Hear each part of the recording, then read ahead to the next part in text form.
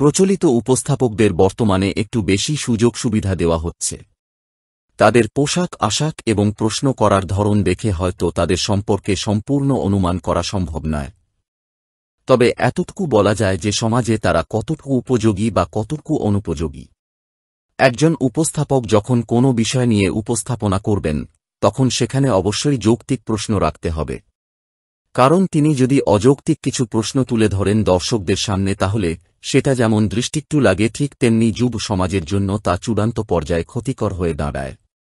এমনকি সেখান থেকে ভুল তথ্য ছড়াতে পারে, যেটি পরবর্তীতে পারিবারিক এবং সামাজিক অশান্তির কারণ হয়ে দাঁড়ায়। আর তাছাড়া পোশাকের সাথে সাথে প্রশ্নের ওপর একজন উপস্থাপকের ব্যক্তিত্ব পুরোপুরিভাবে ফুটে ওঠে। বর্তমানে উপস্থাপকদের প্রশ্ন করার ধরন এবং তাদের পোশাকই তাদের ব্যক্তিত্বকে প্রশ্নবিদ্ধ করে তুলেছে।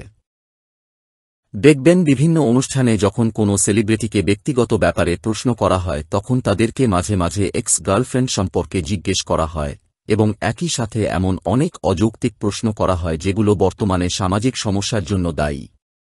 যখন এক্স গার্লফ্রেন্ডের ব্যাপারটা নিয়ে প্রশ্ন তোলা হয় এবং এ বিষয়টিকে খুবই সহজভাবে নেওয়া হয়, তখন এখান থেকে একটি ভুল মেসেজ আমাদের সমাজে প্রচারিত হয়।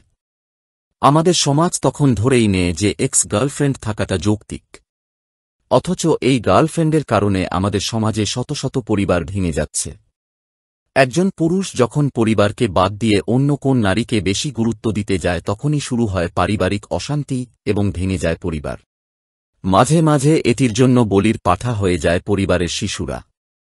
কেননা এক্স গার্লফ্রেন্ড তথা অন্য কোনো নারীর জন্য বাবা মার বিচ্ছেদ শিশুদের মনে দাগ কেটে দেয়।